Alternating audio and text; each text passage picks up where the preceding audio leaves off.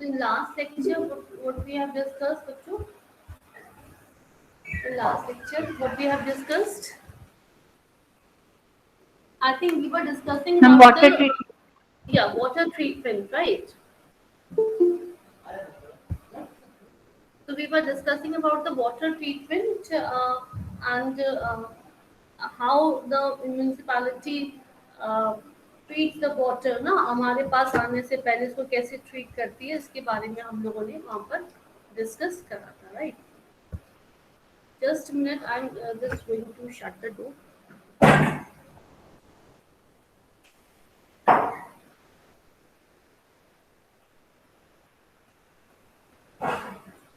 Okay, तो अभी अगर आप लोगों ने देखा होगा बच्चों, अपने सिलेबस आप लोगों ने चेक किया, सिलेबस में जो यूनिट फोर्थ है, आई थिंक है ना, यूनिट फोर है शायद, तो आप चेक करना, उसमें ये पूरा, ये जितना मैंने लास्ट टाइम पे आप लोगों को डिस्कस किया है, वो पूरा यूनिट फोर का पार्ट है।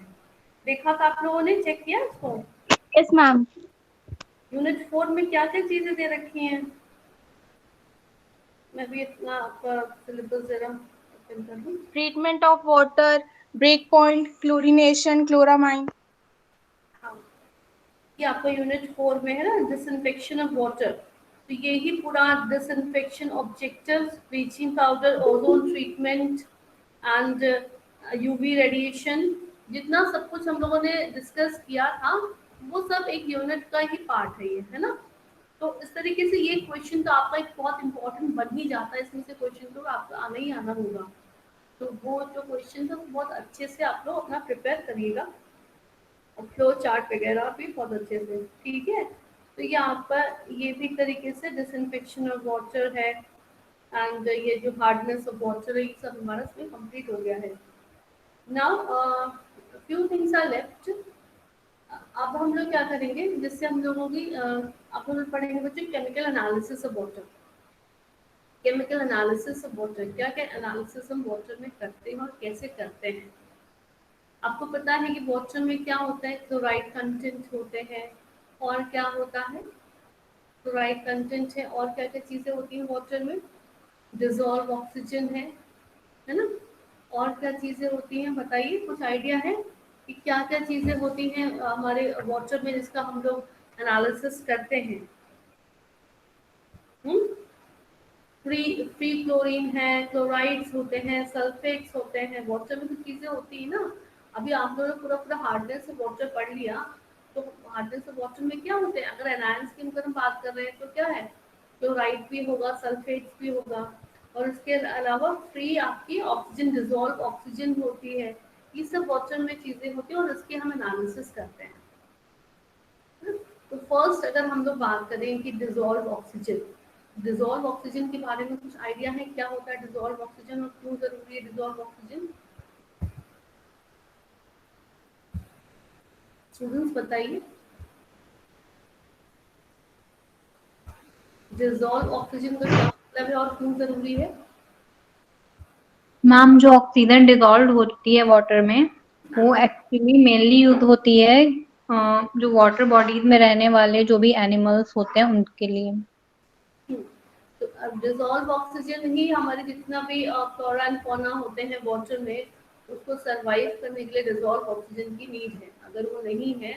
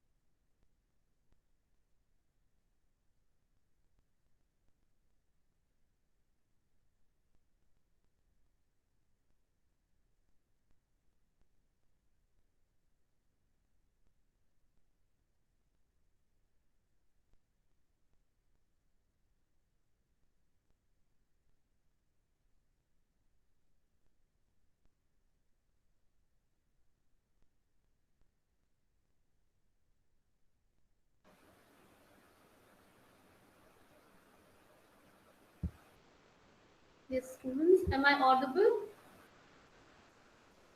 Yes, ma'am. Okay, there's a network issue, so I lost my data. Okay. अभी स्क्रीन शेयर हो रहा है कि नहीं हो रहा है? स्क्रीन मुझे शेयर करना होगा।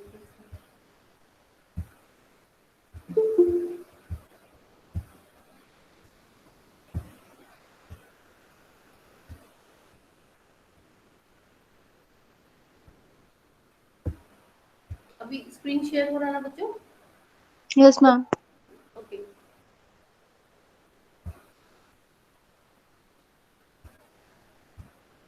तो क्या हो गया, हम लोग बात कर रहे थे डिसॉल्व ऑक्सीजन क्या है और उसकी क्या नीड है। तो अभी मैंने एक क्वेश्चन पूछा था कि डिसॉल्व ऑक्सीजन अगर हमारे वाटर में है, अच्छी क्वांटिटी में है, तो वाटर अच्छा माना जाएगा, खराब माना जाएगा वाटर में? वाटर की क्वालिटी कैसे मानी जाएगी अगर डिसॉल्व ऑक्सीजन अच्छा है तो, ज्यादा है? अच्छी क्वालिटी मानी जाएगी। पार्डन? अच्छी हाँ, मतलब अच्छी क्वालिटी। हाँ, बेटर क्वालिटी मानी जाएगी ना। तो जितना अगर ऑक्सीजन अगर कम होता चला जाएगा, अभी आपके क्या हो जाए कि आप वाटर में इतना ज्यादा आपने ऑर्गेनिक मैटर गार्बेज सब डाल दिया, तो क्या हो जाएगा, उसको डिकम्पोज करने के लिए क्या होगा, माइक्रो ऑर्गेनिजम्स क्या करेंगे, ऑक्सीजन को आपका यूज करने लगते हैं। तो क्या होगा, ऑक्सीजन की क्वांटिटी क्या हो जाएगी, कम होती चली जाएगी। इसका मतलब अगर आपका वाटर बहुत पोल्यूटेड है, तो पोल्यूटेड वाटर में क्या हो जाएगा, ऑक्सीजन की क्वांटिटी धीरे धीरे कम हो जाएगी। और यही वजह है कि जब बहुत पोल्यूटेड वाटर हो जाता है तो उसके अंदर जो फ्लोरा एंड फौना है वो सर्वाइव नहीं कर पाते, है ना। अगर हम चाहते हैं कि वहाँ सर्वाइव करें तो ऑक्सीजन होना चाहिए, और ऑक्सीजन होने के लिए क्या करना पड़ेगा, वाटर का पोल्यूशन हमें खत्म करना पड़ेगा। तो dissolved oxygen is the most important indicator of the health of a water body and its capacity to support a balanced aquatic ecosystem of plants and animals. A higher dissolved oxygen level indicates a better water quality. है ना, जितना अच्छा होगा तो अच्छा water की quality होगी। If dissolved oxygen levels are too low, some fish and other organism may not be able to survive. तो बहुत ज्यादा कम हो गया तो क्या होता है, सर्वाइव नहीं कर सकता। ठीक है, ये बात समझ में आ गई हम लोग को? Yes, ma'am. Now, how it is available? ये कैसे अवेलेबल होगा, कहाँ से आता है ये, वाटर में कहाँ से आ जाता है, एयर से आएगा, है ना। Mostly the dissolved oxygen in water comes from oxygen in the air. और एक बात ये भी जान लेंगे हम लोग कि अगर टेम्परेचर हाई हुआ तो ऑक्सीजन की क्या होती है, उसकी सॉल्युबिलिटी डिक्रीज कर जाती है ना। अगर टेम्परेचर लो होगा तभी ऑक्सीजन उसमें सॉल्युबल हो पाएगा, ये बात क्या याद रखेंगे, है ना। तो mostly the dissolved oxygen in water comes from oxygen in the air, and also it comes from the photosynthesis process done by aquatic animals, sorry aquatic plants। aquatic plants जो है वो photosynthesis उनमें भी हो रही है, तो उसके थ्रू वहां पर ऑक्सीजन डिसॉल्व होने लग जाता है। फिर वही सब कुछ देखो बच्चों, एक पूरा चेन की तरीके से बंधा हुआ। अगर आपके पास एक्वाटिक प्लांट्स कम हो गया, आपने इतना पोल्यूशन कर दिया कि वो उनमें फोटोसिंथेसिस, जब वो ही नहीं सर्वाइव कर पाएंगे तो फोटोसिंथेसिस नहीं होगा, फोटोसिंथेसिस नहीं होगी तो फिर से वाटर में ऑक्सीजन डिसॉल्व नहीं हो पाएगी। ठीक है, तो हर चीज रिलेटेड है हमारे पोल्यूशन से, कि पोल्यूशन अगर ज्यादा हो रहा है तो वाटर का भी डीओ आपका बहुत डिक्रीज कर जाएगा। Water temperature and the volume of moving water affects dissolve oxygen levels. Oxygen dissolve easier in cooler water than warmer water. Going when we discuss अभी करा ना कि वाटर का टेम्परेचर शुड बी लो, तभी हमारा वाटर में ऑक्सीजन अच्छा रहेगा। And salinity is also an important factor in determining the amount of oxygen a body of water can hold. As the amount of dissolved salts in the water increases, the amount of oxygen the water can hold decreases. कोई बात हो गई, अगर आपके water में बहुत ज़्यादा salt है ना, बहुत ज़्यादा हार्डनेस है वाटर में, बहुत सॉल्ट है वाटर में, तो इस केस में भी क्या होगा, वाटर ऑक्सीजन को होल्ड नहीं कर सकता। ठीक है, और अगर आपकी सैलिनिटी कम हो गई है वाटर की, तब वो इंक्रीज करेगा डिसॉल्व ऑक्सीजन। अभी बात समझ में कि क्यों जरूरी है और कहाँ से हमें वाटर में ऑक्सीजन आती है। कहाँ से आ रही है? एयर से, और जो एक्वाटिक एनिमल्स हैं जो क्या कर रहे हैं, फोटोसिंथेसिस कर रहे हैं, उससे इसमें आ रही है। ठीक है, is it clear? Yes ma'am. अब आते हैं कि डिजॉल्व ऑक्सीजन के मेथड्स क्या हैं, मेजरमेंट के मेथड्स क्या हैं। तो सबसे फर्स्ट मेथड जो हम लोग पढ़ते हैं टाइट्रेशन मेथड है, वो कैलोरीमेट्रिक मेथड होता है, और ऑप्टिकल और इलेक्ट्रोकेमिकल सेंसर्स होते हैं। इनके थ्रू हम लोग डिजॉल्व ऑक्सीजन का मेजरमेंट कर सकते हैं। तो सबसे पहले हम लोग टाइट्रेशन मेथड पर ही अगर आगे बढ़े कि टाइट्रेशन मेथड क्या होता है। टाइट्रेशन तो आप जानते हैं, टाइट्रेशन में क्या करते हैं हम लोग, टाइट्रेशन का प्रोसेस तो आपको मालूम ही है ना।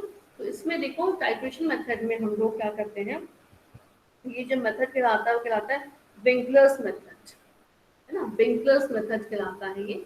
और विंकलर्स मेथड में ये और बाकी ये आइडोमेट्रिक टाइट्रेशन के अंडर आता है। आइडोमेट्रिक टाइट्रेशन में तो बहुत सारे टाइट्रेशन होते हैं, मगर this method specially is known as Winkler's method for determining the oxygen from a water sample. अब इसमें देखो क्या क्या चीजें जरूरी है हमारी, ये है हमारी मैंगनीज सल्फेट सोल्यूशन है। एक मिनट जस्ट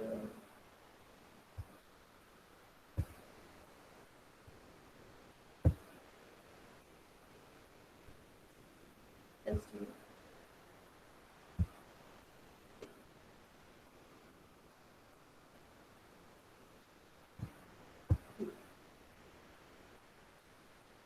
कि विंकलर्स मेथड था। तो इसमें हम लोगों के देखिए बच्चों क्या क्या केमिकल रिक्वायर्ड होते हैं। मैग्नीज सल्फेट सॉल्यूशन है ना, MnSO4 है, अल्कली आयोडाइड ऑक्साइड है। एक्चुअली में अल्कली आयोडाइड ऑक्साइड की जगह पर आप लोग यहाँ पर लिख सकते हैं sodium azide, alkali sodium azide, है ना। तो ये यहाँ पर थोड़ा सा मुझे लग रहा है, इसको सही कर लेना तुम लोग जब नोट्स अपने बनाना। तो ये विंकलर्स मेथड है, और इसमें हम लोगों को क्या क्या चीजें जरूरी है ना, आपको मैग्नीज सल्फेट की जरूरत है, MnSO4, और दूसरा हमारा जो रिएजेंट है वो होता है अल्कली सोडियम एजाइड। ठीक है, इसको आप सही कर लेना, alkali sodium azide. And the third one is concentrated sulfuric acid, and the fourth one is starch solution, and fifth is standard sodium thiosulfate solution, and standard potassium dichromate solution। ये हमारे इसके लिए नीड होती है Winkler's method के लिए। अब देखो क्या करेंगे हम लोग प्रोसीजर में, प्रोसीजर देख भी रखा और मैं आपको समझा भी देती हूँ।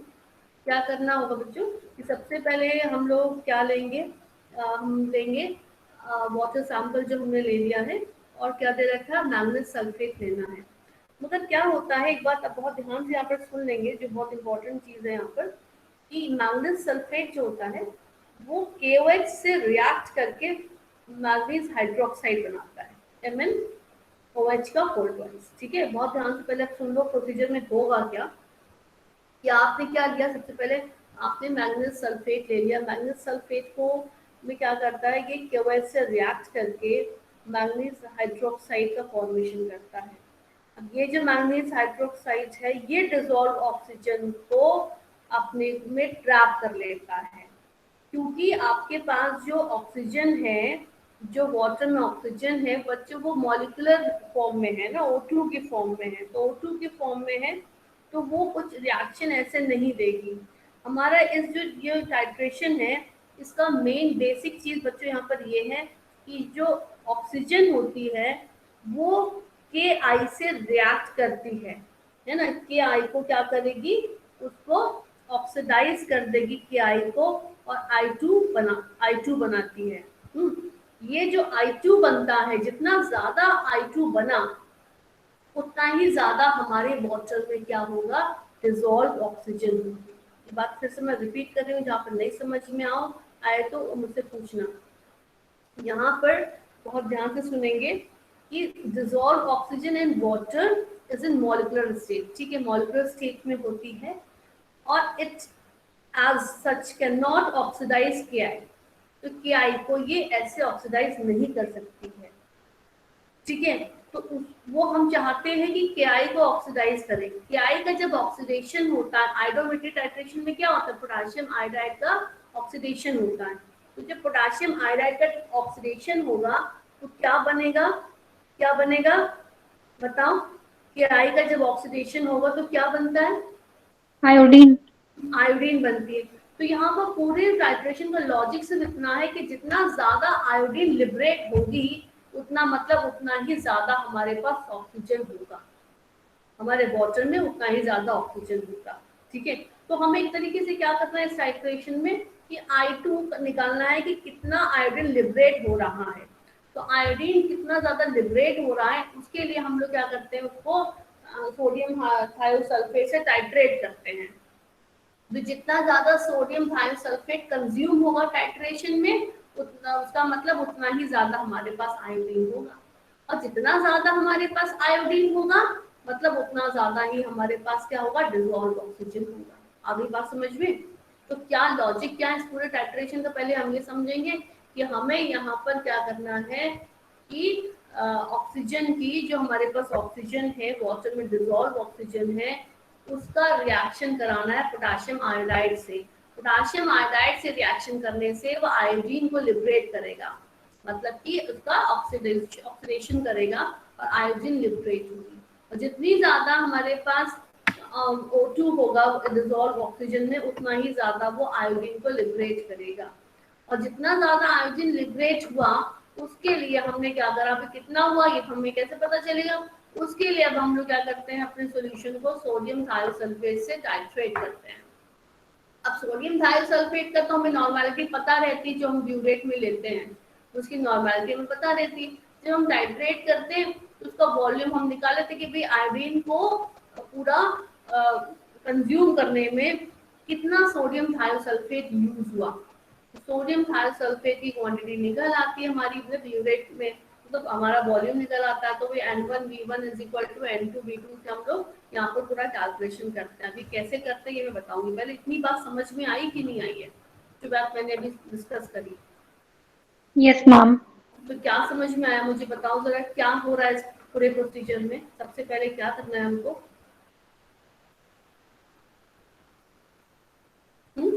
क्या इसका लॉजिक क्या है, यहाँ पर क्या हो रहा है इस टाइट्रेशन में कि O2 का रिएक्शन हमें KI से कराना है। फर्स्ट स्टेप क्या हमारा, O2 का रिएक्शन हमें किससे कराना है, KI से कराना है। ठीक है, KI क्या करेगा, KI क्या करेगा, फिर उससे आयोडीन लिबरेट होगी। जितनी आयोडीन लिबरेट हो गई मतलब उतना ही ज्यादा हमारे पास O2 था।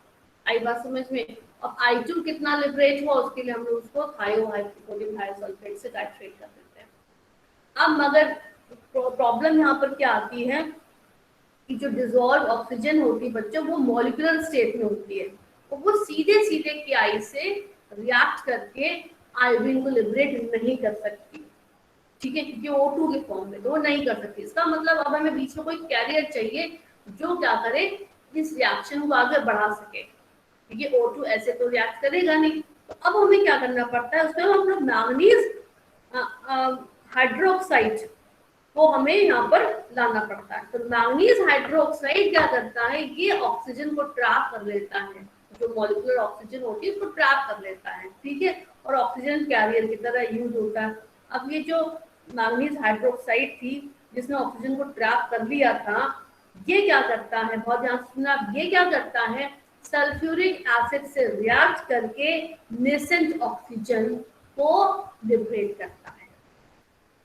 ठीक है, किसने काम किया, क्योंकि ये काम पहले O2 नहीं कर पा रहा था। ये O2 किस में था, मॉलिक्यूलर फॉर्म में था। तो मॉलिक्यूलर फॉर्म में था तो वो रिएक्शन ऐसे नहीं देगा, तो हमने क्या करा, इसकी रिएक्शन करा दी मैंगनीज हाइड्रोक्साइड। मैंगनीज हाइड्रोक्साइड क्या करेगा, ये O2 को ट्रैप कर लेगा, है ट्रैप कर लेगा और एज अ ऑक्सीजन कैरियर की तरह यूज होगा। ये जब ऑक्सीजन कैरियर की तरह जब यूज होगा तो ये क्या करेगा, अब इसने ऑक्सीजन को अपने ट्रैप कर लिया, जितना भी ऑक्सीजन था वाटर में सबको ट्रैप कर लिया। अब क्या करेगा, ये H2SO4 से रिएक्ट कर जाएगा। H2SO4 से रिएक्ट करने से क्या हो जाएगा, अब ये जो ऑक्सीजन थी O2 के फॉर्म में, अब it will change into, it will convert into nascent oxygen, free oxygen. अब ये फ्री ऑक्सीजन हो गई। अब ये फ्री ऑक्सीजन क्या करेगी, पोटेशियम आयोडाइड से रिएक्ट करेगी। पोटाशियम आयोडाइड से रिएक्ट करेगी, पोटाशियम आयोडाइड से रिएक्ट करने पर क्या बनेगा हमारे पास I2 बनेगा, है ना। अब ये I2 कितना बना, उसको टाइट्रेट, उसको हमें पता लगाने के लिए सोडियम थायोसल्फेट से हम लोग उसको टाइट्रेट कर देंगे। जितना ज्यादा सोडियम थायोसल्फेट आपका कंज्यूम हो जाएगा उतना ही ज्यादा, इसका मतलब हमारे पास I2 बनी थी। ये बात समझ में आई कि नहीं आई अभी? Yes ma'am. Yes ma'am. कोई भी डाउट हो तो उसको पूछिए बेटा, दिस इज इम्पोर्टेंट, एग्जाम में आ सकता है आपका डिसॉल्व ऑक्सीजन के बारे में। ठीक, अब ये जो आपका मैंगनीज हाइड्रोक्साइड की बात जो मैंने आपको बोली कि ये मेन काम करेगा ऑक्सीजन कैरियर का। अब मैंगनीज हाइड्रोक्साइड में हम कैसे प्रोड्यूस करें, उसके लिए हम लोग क्या करते हैं, मैंगनस सल्फेट यूज करते हैं ताकि हम लोग मैंगनीज हाइड्रोक्साइड प्रोड्यूस कर पाए।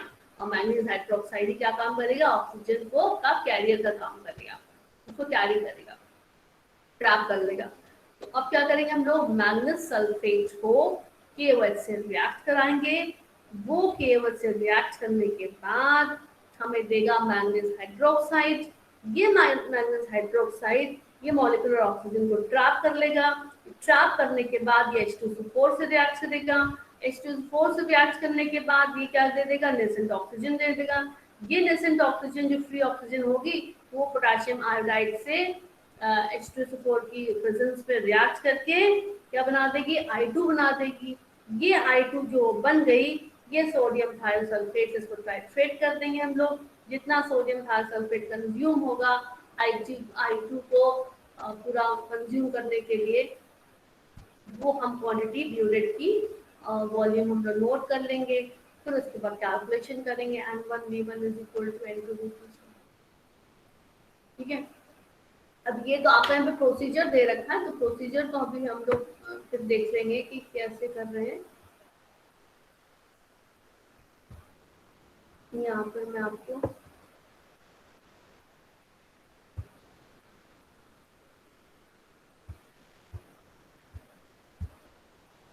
ये रिएक्शन देखूंगा, ये रिएक्शन देखो समझ में आ रही है कि नहीं आ रही है। देखो हम लोग सबसे पहले क्या लेंगे, हम लोग मैंगनीज सल्फेट लेंगे। मैंगनीज सल्फेट क्यों लेंगे, ताकि क्या बना दे, मैंगनीज हाइड्रोक्साइड बना दे। उसके लिए क्या करा, KOH का रिएक्शन कराया गया, मैंगनीज हाइड्रोक्साइड बन गया। अब ये जो मैंगनीज हाइड्रोक्साइड बन गया है, ये क्या करेगा, ये जो पानी में डिसॉल्व जितनी मॉलिक्यूलर ऑक्सीजन है उसको ट्रैप कर लेगा। देखो क्या अपना है, MnOOH का होल ट्वाइस उसको बोलते हैं। ठीक है, ये मतलब एक तरीके से इसका डाई मैंगनीज ऑक्साइड और डाई हाइड्रोक्सो मैंगनीज ऑक्साइड बन गया, डाई हाइड्रोक्सो मैंगनीज ऑक्साइड बन गया। इसने ऑक्सीजन को ट्रैप कर लिया। अब ये सॉलिड स्टेट में आ जाता है, ये प्रेसिपिटेट आउट हो जाता है। जब जैसे ही क्या बनता है, मैंगनीज हाइड्रोक्साइड बनता है, मैंगनीज हाइड्रोक्साइड क्या करता है, ऑक्सीजन से रिएक्ट करके ये जो बना रहा है ये प्रेसिपिटेट आउट हो जाता है, ये बैठने लग जाता है। जैसे S लिखा हुआ ना, S का मतलब सॉलिड, यहाँ पर S मैंने अलग से यहाँ पर लिखा हुआ, ये प्रेसिपिटेट बनने लग जाता है। ठीक है, ये जो प्रेसिपिटेट बनने लग जाता है, ये अब क्या कर देते हैं हम लोग, उसको थोड़ी देर के लिए रख देते हैं। ये रिएक्शन जो हम लोग करते हैं ना, ये आपकी जो बॉटल्स होती हैं हमारी BOD COD की बॉटल्स होती है, उसमें हम लोग रिएक्शन करते हैं। तो अब ये क्या होगा, इसको थोड़ी देर रख दिया हम लोगों ने इसमें, और ताकि प्रेसिपिटेट अच्छे से बन जाए और अच्छे से शेक कर लेते हैं। जब अच्छे से प्रेसिपिटेट आउट हो जाता है, बन जाता है, फिर हम लोग सल्फ्यूरिक एसिड डाल देते हैं। सल्फ्यूरिक एसिड क्या करता है, इस प्रेसिपिटेट को अपने में डिसॉल्व पूरा कर देता है, ये पूरा डिसॉल्व हो जाता है। और फिर ये ऑक्सीजन हमारी जो होती है ना, नेसेंट ऑक्सीजन, देखो फ्री हो गई। अब ये जो फ्री ऑक्सीजन बन गई हमारी, ये क्या कर रहा है, फिर ये पोटेशियम आयोडाइड से रिएक्ट करके क्या कर रहा है, आयोडीन को लिबरेट कर रहा है। आयोडीन को लिबरेट कर दिया, और ये आयोडीन कितनी लिबरेट हुई है, इसका हम लोग टाइट्रेशन कर देते हैं हाइपो सॉल्यूशन से, सोडियम थायोसल्फेट से। और ये देखिए हमारा ये बन गया। अब ये इसके लिए भी हम लोग क्या करते हैं, यहाँ पे स्टार्च इंडिकेटर डालते हैं। 1 बजे तक तो हम लोगों ने स्टार्च इंडिकेटर यहाँ पर डाल देते हैं। स्टार्च इंडिकेटर का काम क्या होता है, मालूम है तुम लोगों को स्टार्च इंडिकेटर क्या करता है? हम आयोडीन के साथ रिएक्ट करके कलर देता है पर्पल। हाँ, ब्लू कलर आता है ना, डार्क ब्लू का कलर आता है। तो आयोडीन की वजह से, अगर आपको कैसे पता चलेगा कि आयोडीन लिबरेट हुई कि नहीं हुई, है ना, कैसे पता चलेगा आपको? तो हम क्या करते हैं, स्टार्स डाल देते हैं। तो स्टार्स डालने से क्या होता है, स्टार्स प्लस आयोडीन तो का कलर कैसे हो जाता है, एकदम ब्लू कलर का हो जाता है। ये टाइट्रेशन हो जाता है। ये जो रिएक्शन था ये समझ में आया इतना, जो मैं यहाँ पे दिखा रही हूँ स्क्रीन यस शेयर मैम। कर, ये रिएक्शन Yes, ma'am. आ गया बिल्कुल? कोई मुझे एक्सप्लेन करेगा? कोई मुझे एक्सप्लेन करेगा ये रिएक्शन? मैम पहले बताइए। मैंगनीज सल्फेट KOH के साथ रिएक्ट करके मैंगनीज हाइड्रोक्साइड देता है। ये मैंगनीज हाइड्रोक्साइड ऑक्सीजन कैरियर का काम करता है और ऑक्सीजन मॉलिक्यूलर ऑक्सीजन के साथ रिएक्ट करके उसे ट्रैप कर लेता है। हम्म, उसके ठीक। बाद ये कॉम्प्लेक्स H2SO4 के साथ रिएक्ट करके नेसेंट ऑक्सीजन लिबरेट करता है and then nascent oxygen KI के साथ रिएक्ट करके उसे ऑक्सीडाइज करके I2 बना देती है। हम्म। तो हमारी पूरी जो यहाँ पे टाइट्रेशन का मकसद ये था कि आयोडीन लिबरेट हो जाए। तो जितनी हमारे पास ऑक्सीजन होगी ना, डिजॉल्व ऑक्सीजन होगी, उतनी ही ज्यादा आयोडीन लिबरेट होगी। तो मगर आयोडीन को लिबरेट हम करें कैसे? क्योंकि जो डिजॉल्व ऑक्सीजन है वो मॉलिक्यूलर फॉर्म में है, वो ऐसे तो रिएक्शन नहीं करेगी। इसके लिए हमें मैंगनीज हाइड्रोक्साइड की जरूरत पड़ गई। मैंगनीज हाइड्रोक्साइड के अगर इसको ट्रैप करके सल्फ्यूरिक एसिड से रिएक्शन दे करके उस ऑक्सीजन को फ्री करते हैं। तो अभी मैंगनीज हाइड्रोक्साइड बनाने के लिए हमको मैंगनीज सल्फेट की जरूरत पड़ गई, है ना। तो MnSO4 की नीड क्या थी, MnSO4 को फिर हमने लिया और KL से रिएक्शन करा करके बना दिया। ठीक है। अब यहाँ पर एक क्वेश्चन अराइज ये होता है, इतना तो हमारा मेन बेसिक हो गया, जो हम लोग कह रहे हैं कि हम लोग विंगस्लर मेथड की बात कर रहे हैं। दूसरी चीज बच्चों यहाँ पर ये आती है कि अगर वाटर में हमारे पास नाइट्रेट हैं या फेरिक आयंस हैं, ये भी ऑक्सीडेशन का काम करते हैं। अगर हमारे वाटर में क्या नाइट्रेट्स हैं और फेरिक आयंस हैं, ये भी क्या करेंगे, ऑक्सीडेशन का काम करेंगे। तो ये क्या करेंगे, ये भी जो KI की जो आयोडाइड है, KI में जो आयोडाइड है उसको आयोडीन में लिबरेट करना शुरू कर देते हैं। भाई हम तो यही सोच रहे थे ना कि जितना ज्यादा आयोडीन लिबरेट होगा उतना ज्यादा हमारे पास डिसॉल्व ऑक्सीजन होगी, मगर ये काम तो साइड बाय साइड नाइट्रेट और फेरिक आयंस ने शुरू कर दिया। फेरिक आयंस नाइट्रेट भी क्या करने लगे, ये भी आयोडाइड से आयोडीन बनाने लग गए। तो हमारे पास जो वैल्यू आई, रिजल्ट आया, वो तो फिर गलत हो जाएगा, पॉजिटिव एरर हो जाएगा। पॉजिटिव एरर मतलब ज्यादा वैल्यू आने लग जाएगी, जितनी होनी चाहिए थी उससे ज्यादा वैल्यू आने लग गई। डिसॉल्व ऑक्सीजन कम है मगर हमें पर वैल्यू ज्यादा क्या आ रही है, क्योंकि नाइट्रेट्स एंड फेरिक आयंस भी क्या कर रहे हैं, ऑक्सीडाइज करना शुरू कर दिया उन्होंने। तो अब इससे बचने के लिए क्या करना पड़ता है, to overcome this problem, sodium azide, जो मैंने आपको शुरुआत में बोला था ना, वहां नोट कर लो, सोडियम एजाइड। अब इस प्रॉब्लम को ओवरकम करने के लिए we have to use sodium azide. Sodium azide क्या करता है कि अब ये क्या करता है, ये इसको सोडियम एजाइड हमारा इसी को बोलते हैं, Na3 को बोलते हैं। अब ये जो सोडियम एजाइड जो होता है ये रिएक्शन करता है सल्फ्यूरिक एसिड के प्रेजेंस में, और जितना भी हमारे पास नाइट्रेट्स होते हैं उनको डिकम्पोज कर देता है, उनको डिकम्पोज कर देता है। कौन कर देता है, कौन डिकम्पोज कर देता है? Sodium azide. हाँ, सोडियम एजाइड जो होता है इसको कर देता है, डिकम्पोज कर देता है।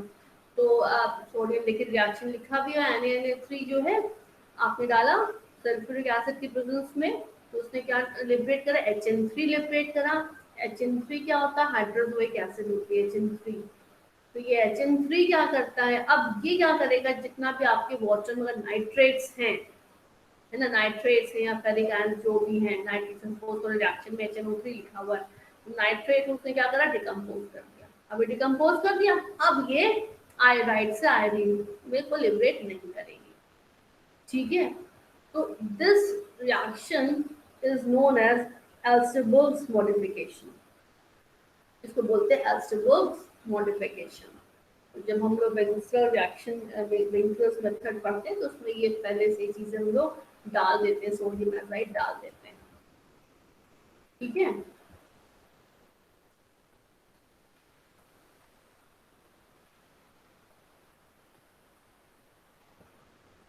और इसके अलावा आपके हो सकता है, ये तो एल्स्टेबर्ग रिएक्शन हो गया, इसके अलावा हो सकता है कि आपके पास कुछ रिड्यूसिंग एजेंट्स भी होते हैं। तो उनको भी वो क्या करते हैं, जो रिड्यूसिंग एजेंट्स क्या करेंगे, अभी तो ऑक्सीडाइजिंग एजेंट्स थे, ठीक है, नाइट्रेट एंड फेरिक आयंस तो हमारे ऑक्सीडाइजिंग एजेंट्स थे, ठीक है। अगर हमारे पास रिड्यूसिंग एजेंट्स हमारे पास मौजूद हैं वाटर में, reducing agents like Fe+2, ferrous ions भी तो हो सकते हैं, तो चलो फेरिक आयंस थे। अगर हमारे पास वाटर में फेरस आयंस हैं, है ना, और SO3-2 है, सल्फाइड है, ये सल्फाइड है, तो ये क्या करेंगे, ये क्या करते हैं, ये जो आयोडीन लिबरेट हुई है I2, उसको वापस से आयोडाइड में रिड्यूस करना शुरू कर देते हैं। ये हमने क्या था, जितनी ज्यादा आयोडीन लिबरेट होगी उतना ही ज्यादा हमारे पास उसका डिजॉल्व ऑक्सीजन होगा। मगर अगर हमारे वाटर में कुछ इम्प्योरिटीज किसकी है, रिड्यूसिंग एजेंट्स की, रिड्यूसिंग एजेंट्स लाइक Fe+2 है, सल्फाइड है, तो ये क्या करना लग जाते हैं बच्चों, ये जो आयोडीन लिबरेट हुई है अभी ऊपर वाले रिएक्शन में, उससे वापस आयोडाइड बनाना शुरू कर देते हैं, तो हमारे पास नेगेटिव एरर आनी होने लग जाती है। इस नेगेटिव एरर से बचने के लिए हम लोगों को यहाँ पर KMnO4 फिर यूज करते हैं, ठीक है, KMnO4 हम लोग यूज करते हैं, और बाद में फिर पोटेशियम ऑक्सलेट भी यूज करते हैं। तो ये सब चीजें हैं कि क्या क्या आपके वाटर में हो सकता है और आपको कैसे आप इन प्रॉब्लम से ओवरकम कर सकते हैं।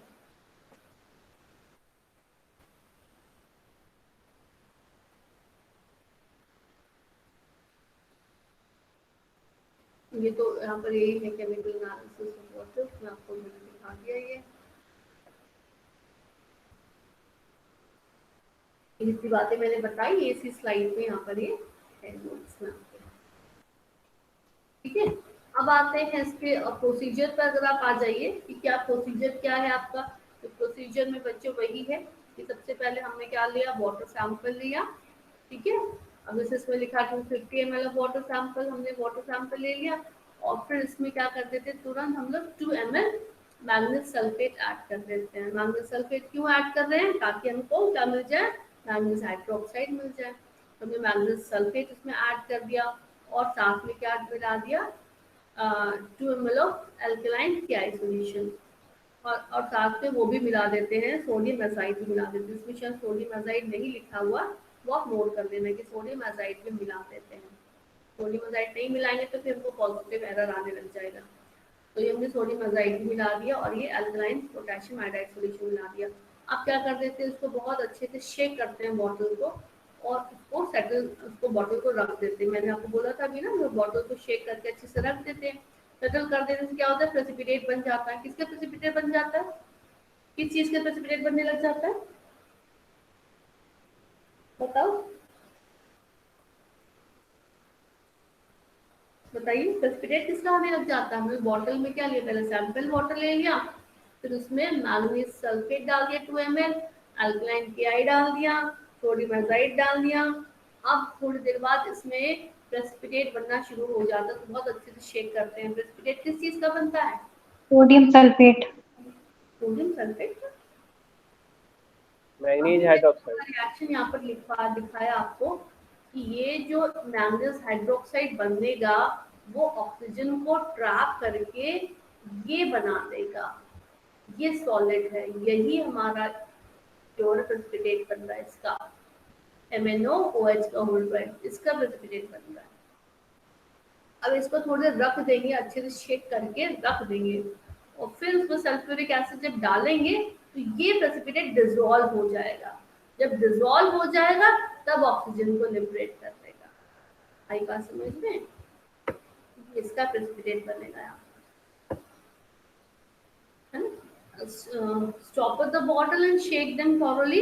When the precipitate is settled, add 2 ml of concentrated HCl, yeah, you can use concentrated sulfuric acid, whatever you want to use, and shake the bottle until the precipitate has completely dissolved. Dissolve हो गया precipitate, अब ये जो solution होता है ये yellow color का हो जाता है। This allows this yellow solution to stand for 5 minutes. 5 minute उसको हमने रख दिया, और फिर उसके बाद उसको जैसे हम लोगों ने क्या करा, फिर 10 ml सोल्यूशन निकाला, और उसको 100 ml सोल्यूशन निकाला और टाइट्रेट करा, ठीक है। हाइपो सोल्यूशन से टाइट्रेट करते हैं, और फिर स्टार्च इंडिकेटर पहले डाल देते हैं। स्टार्च इंडिकेटर डालने से कैसा हो जाता है, ये ब्लू कलर का हो जाता है। टाइट्रेशन करने से पहले हम क्या करते हैं, इसको स्टार्च इंडिकेटर हम डाल देते हैं, ब्लू कलर का हो जाता है, ठीक है। और जब हम उसको टाइट्रेट करते हैं तो हमारा क्या हो जाता है, ये ब्लू कलर डिसअपियर हो जाता है, तो एंड पॉइंट आ जाता है हमारा।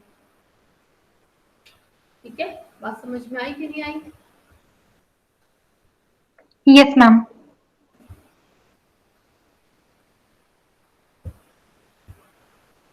ये प्रोसीजर यहाँ पर भी लिखा हुआ, आप इसको भी नोट कर सकते हैं, ये वही प्रोसीजर है।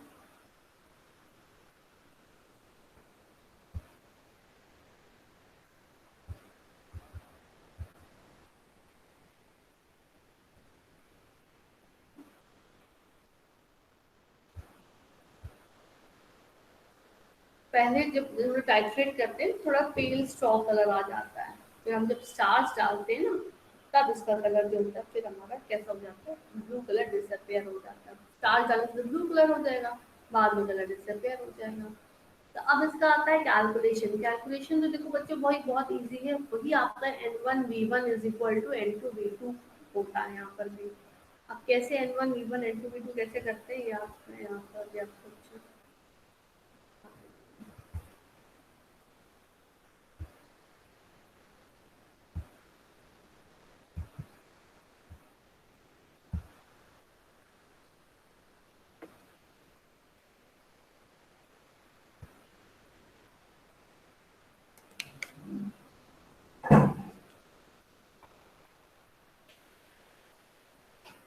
ये आपको बोर्ड विजिबल है बच्चों? Yes, ma'am.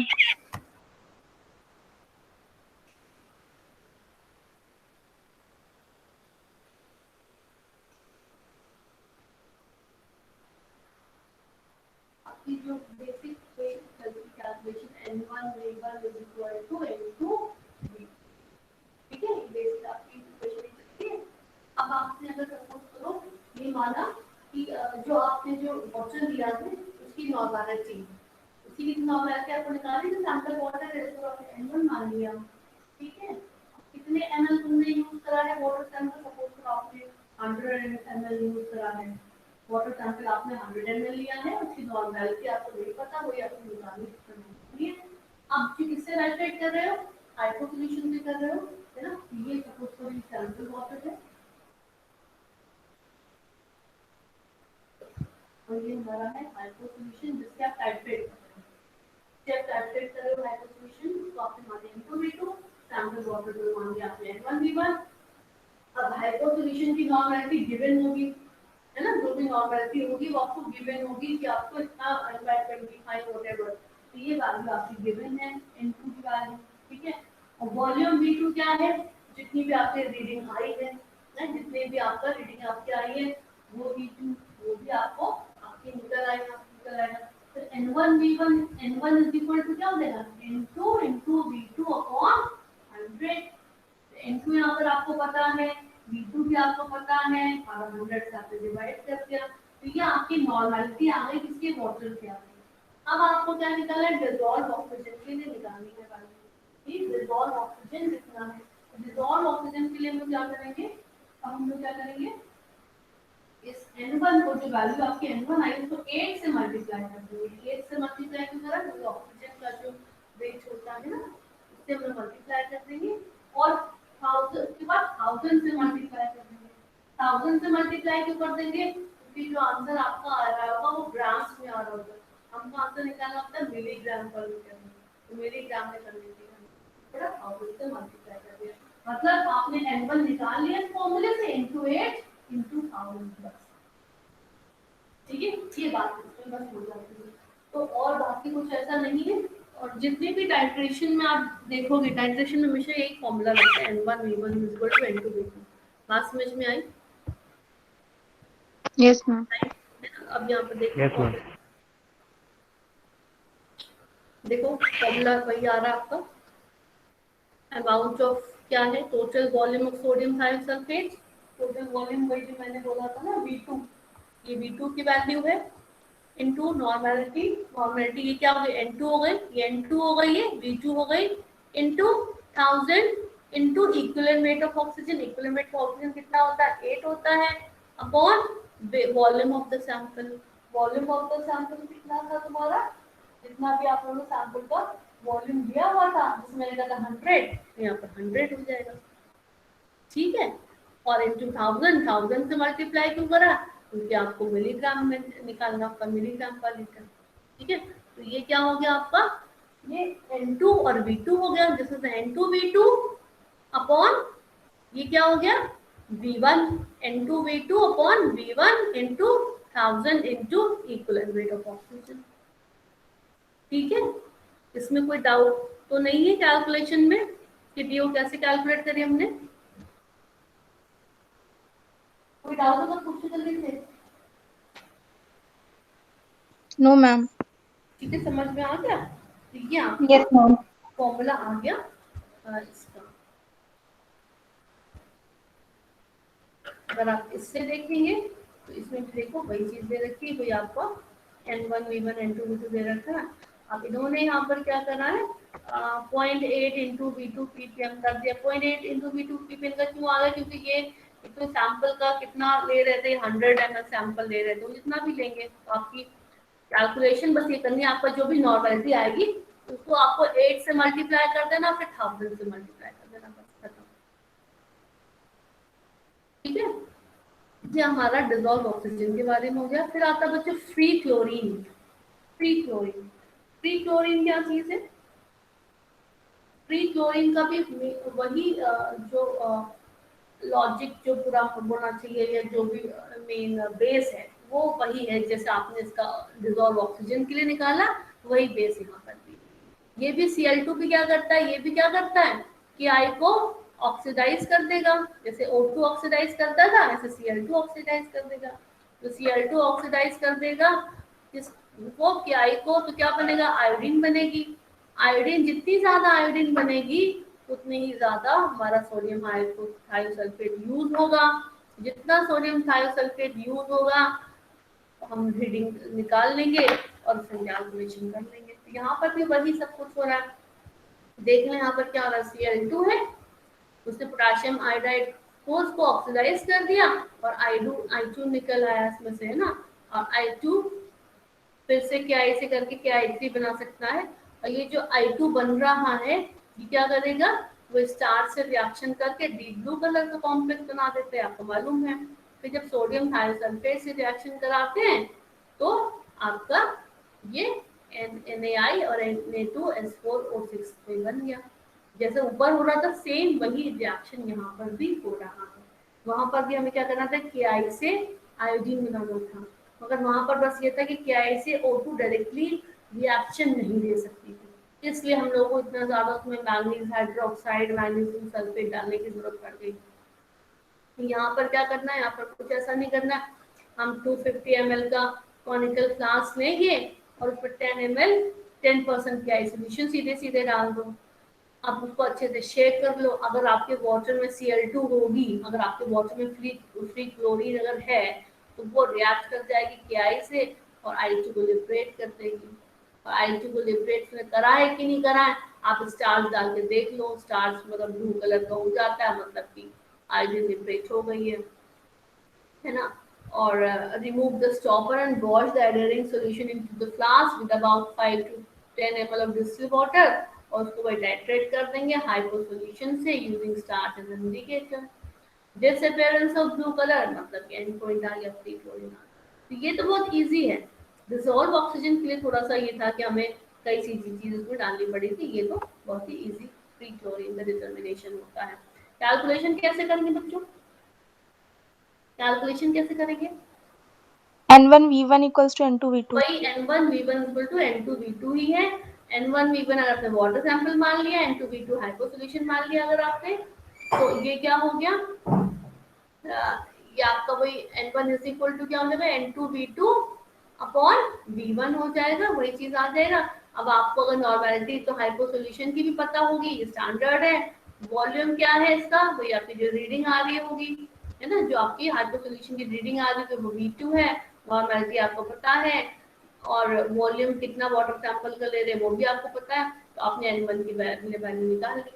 अब क्या होगा, जैसे आपने ऊपर वाले पे क्या करा था, N1 को 8 से मल्टीप्लाई कर दिया था और फिर 1000 से मल्टीप्लाई करा था, इसमें क्या करना है, N1 को किससे मल्टीप्लाई कर देना है, इसमें N1 को 35.5 से मल्टीप्लाई कर देना। क्यों? क्योंकि ये इसका इक्विवेलेंट वेट होता है 35.5 क्लोरीन का। ठीक है, तो स्ट्रेंथ ऑफ फ्री क्लोरीन क्या हो गया, N1 इंटू 35.5। ठीक है, आप बस कर देना और फिर वही 1000 से मल्टीप्लाई कर दोगे। 1000 से क्यों मल्टीप्लाई कर रहे हो, क्योंकि मिलीग्राम में आप आंसर निकालेंगे, आंसर तो ग्राम में आ रहा है। वही सब कुछ है, नॉर्मेलिटी निकाल करके वहां पर 8 से मल्टीप्लाई किया था और 1000 से मल्टीप्लाई किया था, यहाँ पर 35.5 से कर देंगे क्योंकि क्लोरीन का वेट इतना होता है। ठीक है, तो इस तरीके से इनका आंसर उन्होंने जितना भी नॉर्मेलिटी दी होगी उसका आंसर आ गया इसका। ठीक है, फिर नेक्स्ट आता है क्लोराइड। तो अभी ऐसा करते हैं, अब यहीं तक ही रखते हैं बच्चों, है ना, इसको पहले आज तुम लोग पढ़ लो, फिर नेक्स्ट टर्न पे आगे इसका क्लोराइड कंटेंट्स के बारे में। और ये आपको आता भी होगा शायद, बीएससी में भी इसका इसके कराते हैं, एक्सपेरिमेंट्स कराए जाते हैं मोर्स मेथड से। करा हुआ है आपका क्लोराइड कंटेंट का डिटर्मिनेशन फ्रॉम द वाटर, करा है आप लोगों ने मोर्स मेथड से? Yes ma'am. करा हुआ ये वही है। फिर आपका सल्फेट्स के बारे में डिटर्मिनेशन है कि सल्फेट्स को कैसे डिटरमाइन करते हैं, और डिसॉल्व CO2। ठीक है, बाकी TDS को हम लोग पहले भी डिस्कस कर चुके हैं एक बार, कोई TDS है। ये सब चीजें आपका एग्जाम में भी पूछते हैं कि वाटर ट्रीटमेंट के लिए कौन कौन से एनालिसिस यूज करते हैं, ये आपका है। ठीक है, is it clear to all of you? Any query, कुछ पूछना है आप लोगों को? No ma'am. ओके, चलिए, तो नेक्स्ट टर्न पे हम लोग ये डिस्कस करेंगे next class. Next day. Thank you ma'am. Thank you, ma'am.